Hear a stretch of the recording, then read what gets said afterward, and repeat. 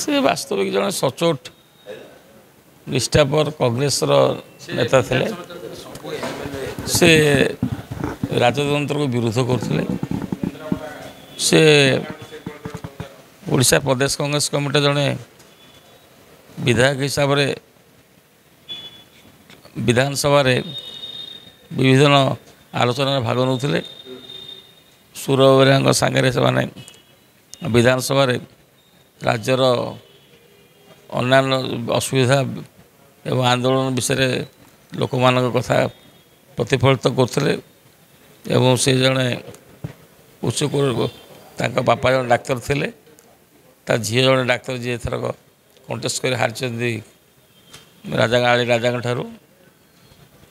ଏବଂ ଏଭଳି ଅବସ୍ଥା ହେଇଛି ତାଙ୍କର ଦେହ ଖଣ୍ଡ ଅଧା ମଧ୍ୟ ବିକି ଦେଇ ତାଙ୍କ ଝିଅ ପାଇଁ ନିର୍ବାଚନ ଲଢ଼ୁଥିଲେ ଏଇଟା। ଏବଂ ବହୁତ ଭଲ ଭୋଟ୍ ମଧ୍ୟ ପାଇଛନ୍ତି। ତା ଅର୍ଥ ତାଙ୍କର ଯେଉଁ ନିଃସ୍ୱାର୍ଥପର କାର୍ଯ୍ୟ, ଉତ୍ସର୍ଗୀକୃତ ଜୀବନ କେନ୍ଦ୍ରାପଡ଼ାବାସୀଙ୍କୁ ଏବଂ ଆଳିବାସୀଙ୍କୁ ନିଶ୍ଚୟ ଭାବେ